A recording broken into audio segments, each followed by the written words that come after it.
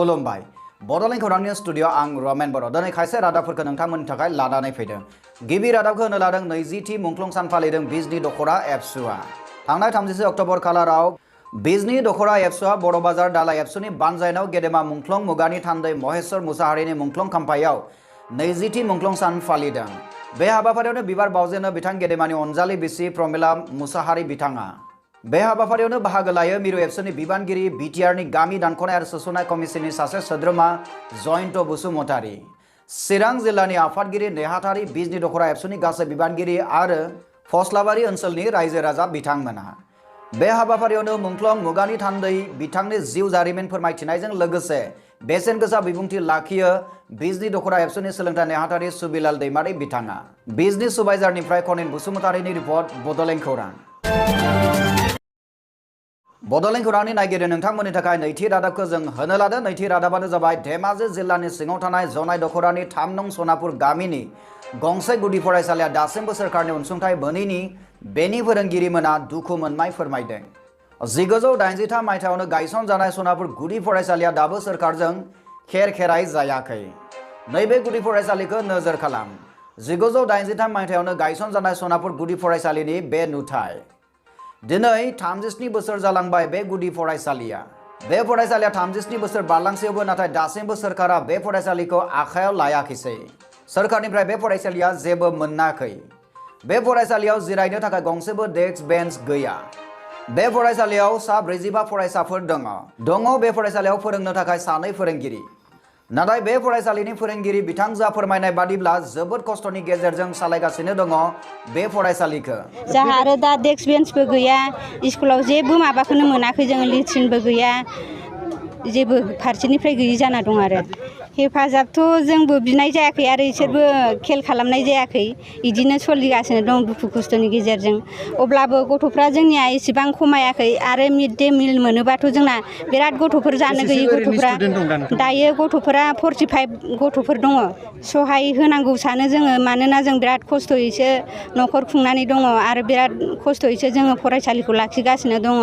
जोङो सासेयाबो एसिसटेन्टआबो जोंहा थानोल' जायगा दं, आंहाबो थानोल' जायगा दं। जोंबो बिराद खस्थ'जोंसो सोलिनानै लाखिबाय थादों नालाय, बेखायनो जोङो जोंनि फारसे मोजां जायोबा, मोजां खालामोबा मोजां मोनगौमोन आरो जोङो। बोथिसे मोनजानानै बोथिसे मोनजायैनि गेजेरजों गथ'फोरखौ फोरोंथाय होबोबाय दङ बेसेबा गोबावनिफ्रायनो। माब्लाबा हाजिरा मावनानैब्लाबो बर' बिजोंनि सार्थआव फरायसाफोरनो फोरोंथाय होबोनाय फोरोंगिरि बिथाङा दिनै दुखु मोननाय फोरमायदों। जोङो बिराद खस्थ'यैनो दैदेनदों। जोङो न'नि एसे एनै जानायखौ लानानैनो जोङो बोथिसे मोनजानाय बोथिसे मोनजायै हाजिरा मावनानैबाबो जोङो बे स्कुलखौ फोथांनानै दंगासिनो दङ। मानोना सोरखारनिफ्राय बे फरायसालिया जेबो अनसुंथाइ मोनाखै दिनैसिमबो। मिड डे मिलखौबो मोनाखै होननानै बिथाङा बुंथिदों। जोङो मिड डेबो मोनाखै।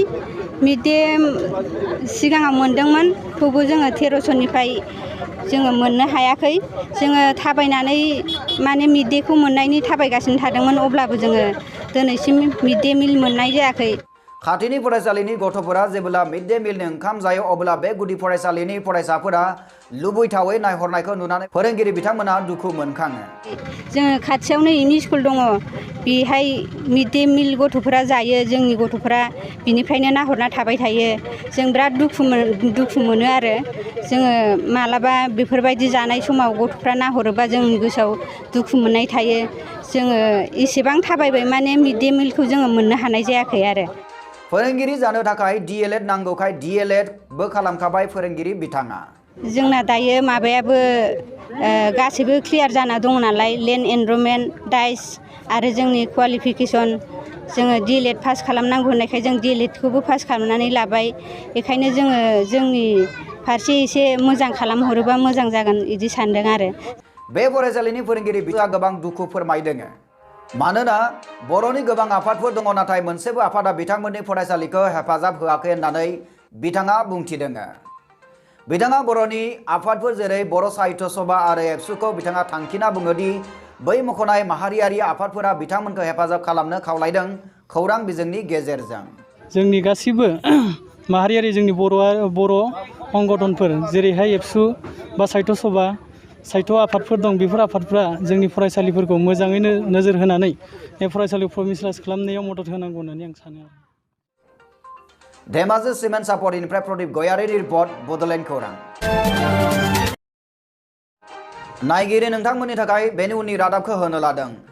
14 नं सुबाइजार उइमेन ब्लक कमिटिया गोजोन रेलि खालामनाया जोबनानै थांबाय। थांनाय 30 अक्ट'बर खालाराव 14 नं सुबाइजार उइमेन ब्लक कमिटिनि सोद्रोमाफोरा आखायाव UPPLनि फ्लेग लानानै लामाथारैनो रेलिखौ मावफुंलाङो। आखायाव UPPLनि फ्लेग लानानै खुगायाव UPPL लं लिभ स्ल'गानजों गोबां आइजोफोरा लामा बुंजासे गोजोन सुबुं हानजा सुरनायखौ मावफुंनाय नुनो मोननाय जादों।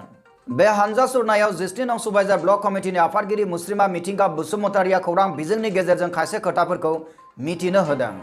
बिथाङा बुंथिनाय बादिब्ला समाजाव थानाय माखासे जेंना जेंगोनाफोरखौ बोस्रांनो थाखाय आइजोफोरा UPPL राजखान्थि हानजायाव हाबदों।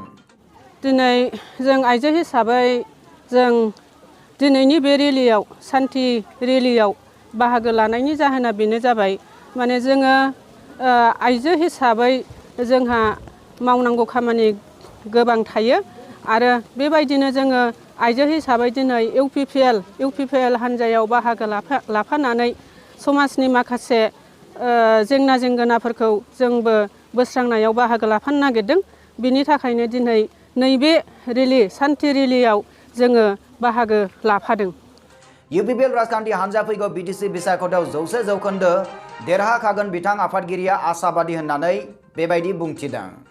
दा जोङो खाथां जोङो बुंनो हायो फैबाय थानाय समाव जोङो UPPLआनो 100% सरखार दानो हागोन जों बेखौ मिजिंथियो आरो जाफुंगोनबो। गोबां आइजोफोरा UPPL लं लिभ जै BTR बायदि बायदि स्ल'गानफोरजों UPPL हानजाखौ मदद खालामनायनि सेराखौ होनायखौ नुनो मोननाय जादों। UPPL लं लिभ UPPL लं लिभ जै BTRनि जै BTRनि UPPL जिन्दाबाद जिन्दाबाद जिन्दाबाद UPPL जिन्दाबाद जिन्दाबाद जिन्दाबाद UPPL जिन्दाबाद जिन्दाबाद। चिरां बिजनेस सुबाइजारनिफ्राय कनेन बसुमतारिनि रिपर्ट बड'लेण्ड खौरां। बेनि उननि रादाबाव दङ धेमाजि जिल्लानि सिङाव थानाय समकं तिनिआलियाव बिमा लक्ष्मीखौ दर्शन खालामनायनि हाबाफारि लानाया जानानै थांबाय। बोसोरफ्रोमबो सानथामनि हाबाफारि लानानै लक्ष्मी फुजाखौ गाजा गोमजायै खुंनाय जायोमोन, नाथाय बे बोसोराव COVID-19नि थाखाय गुबुन बोसोरफोरनि बादि खुंफुंनो हायाखै होननानै मिथिनो मोननाय जादों। मिथिनो मोनबावनाय बादिब्ला थांनाय बोसोरफोराव जोबोर गाजा गोमजायै गासै ओनसोलनि रायजो राजाफोरा खौसे गोरोबनानै खुंफुंदोंमोन बे लक्ष्मी फुजाखौ। नाथाय देग्लायनि लक्ष्मी फुजायाव COVID-19नि थाखाय जेबो हाबाफारि लानाय जायाखै, नाथाय बिमा लक्ष्मीखौ दर्शन खालामनायनि हाबाफारिल' लानाय जादों होननानै जोंनिसिम खौरां मोनफैदों। जोङो माने सिगाङाव बहुत गाजा गोमजायै खुंबोबाय थायोमोन। बेवहाय जोंनिया गथै माने ओनसोलनि माने जाथि जनगोष्ठी गासै खौसेयै ज' लोगो नांनानै तारमाने खुंबाय थायोमोन अमिल मिलैनो। देग्लाय खिन्थु COVID-19नि थाखाय जोङो एबार कभिडनि प्रट'कलखौ मानिनानै जोङो माखासे आयदाफोरखौ गारनानै दिनै मात्र फुजा फालिनाय बिमा लक्ष्मी देवीखौ दर्शन खालामनाय बेखौल' लादों। अयन' जों जेबो बारा माबा एजेन्डा लायाखै। बे बिमा लक्ष्मीखौ फुजिनाय हाबाफारियाव बेवहाय मोननैल' हाबाफारि लानाय जायो होननानै मिथिना मोननाय जादों। गिबि हाबाफारि महरै गाव पन्सायतनि आफादगिरिया मन्दाब बेखेवनाय आरो नैथियाव गाव पन्सायतनिनो नेहाथारिया मुसुखा बेखेवनाय। बे मोननै हाबाफारिया मोजाङै मोजां जालाङो होननानै जोंनिसिम खौरां मोनफैदों। आरो दिनैनि बे एजेन्डायाव जोङो मोननैल' लादों। मोनसे जाहैबाय जोङो मन्दपखौ बेखेवनाय, बेवहाय जोंनि माने समखं गाव पन्सायतनिनो आफादगिरिया बेखौ बेखेवदोंमोन। आरो नैथि एजेन्डायाव कार्यसुचियाव जोङो प्रतिमाखौ बेखेवनाय लादों। बेवहाय जोंनि समखं गाव पन्सायतनिनो भाइस प्रेसिडेन्ट बिथांखौ जों हांख्रायनानै लाबोदोंमोन। बिथाङा बेखौ बे खामानिखौ जोंनो मोजाङैनो मावनानै होबाय। लक्ष्मी फुजाखौ देग्लाय COVID-19नि प्रट'कलखौ मानिना बिमा लक्ष्मीखौ दर्शन खालामनायनि थाखाय साननैनि हाबाफारि लाना खुंनाय जायो होननानै मिथिनो मोननाय जादों। बेखौ हास्थायनानै जोङो कभिड प्रट'कलखौ मानिनानै माखासे बेवहाय जोङो हाबाफारि लादोंमोन। हाबाफारिया बेनो जाहैबाय जों साखोन सिखोनै सेनिटाइज बाहायनानै आरो कभिडनि डिसटेन्सखौ मानिनानै जोंनि बे दिनैनि बे फुजाखौ फुजाखौ जों सलायलांनो नाजादों आरो लोगोसे जोङो साननै लादोंमोन दिनै गिबि हाबाफारिया थांबाय गाबोननि दिनावबो जों अकल बिमा लक्ष्मी देवीखौ दर्शन खालामनायनि थाखाय खालामनो हानायनि थाखाय जोङो लाखिनाय जादों मानो होनब्ला जोंना बेवहाय परम्परानिफ्रायनो सोलिबोबाय थायोमोन बेखौ जोंनि बर' समाज बा जोंनि ट्राइबेल जन'गोष्ठी बा गुतै आसाम बाखियानो बिमा लक्ष्मी देवीखौ मानियो बेखौ लानानै जोङो रायजोनि थाखाय गोजोन सान्थिखौ हास्थायनानै जोङो फुजाखौ कभिडनि नियमनि थांनाय 30 अक्ट'बर खालाराव बे जागायो आरो 31 अक्ट'बर खालाराव बेयो जोबो फुजा खुंफुं आफादनिफ्राय रायजो राजाफोरखौ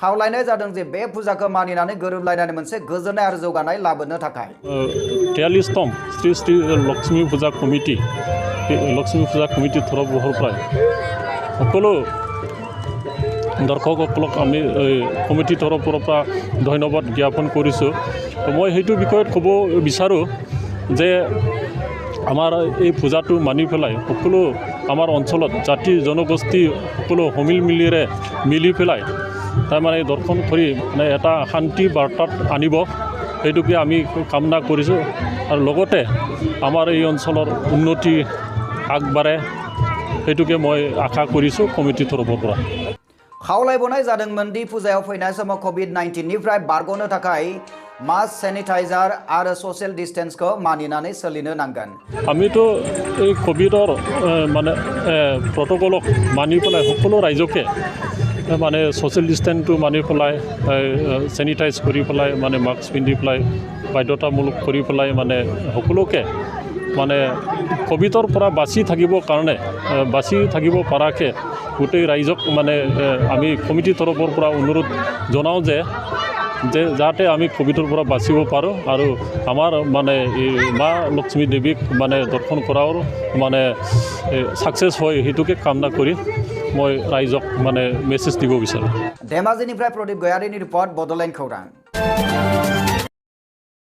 बेनि उननि रादाबखौ होनो लादों आरो बे उननि रादाबा जाबाय मोनसे राजखान्थियारि रादाब बे राजखान्थियारि रादाबा फैदों जोंना 25 नं बागानपारा बियाबनिफ्राय फैदों 25 नं बागानपारा समष्टि UPPL हान्जाया थांनाय 27 खालारनिफ्राय गोजोन हान्जा सुरनाय हाबाफारिखौ सामलायबोगासिनो दङ थांनाय 30 अक्ट'बर खालाराव थामथि सानाव जारिपारानिफ्राय जागायना मेरकुसि बरसिमलागुरि टकनकाटा आरो सान्तिपुर जानानै 25 नं बागानपारा बियाबनि मानगोनां UPPLनि बिजाथि काथिराम बर'नि आंगो गामि बादुलिपारासिम सहैयो होननानै मिथिनो मोननाय जादों 25 नं बागानपारा बियाबनि UPPLनि बिजाथि मुस्रि काथिराम बर' बिथाङा बे हान्जा सुरनायाव बाहागो लायो होननानैबो मिथिनो मोननाय जादों बे हाबाफारिनि गेजेरजों BTR आव सोलायनाय नांगौनि खौरां फोरमायनो थाखाय UPPL राजखान्थि हान्जाया बे सोलायनायनि रेलिखौ आखायाव लादों होननानै जोंनिसिम खौरां मोनफैदों निउज डेस्क रिपर्ट बड'लेण्ड खौरां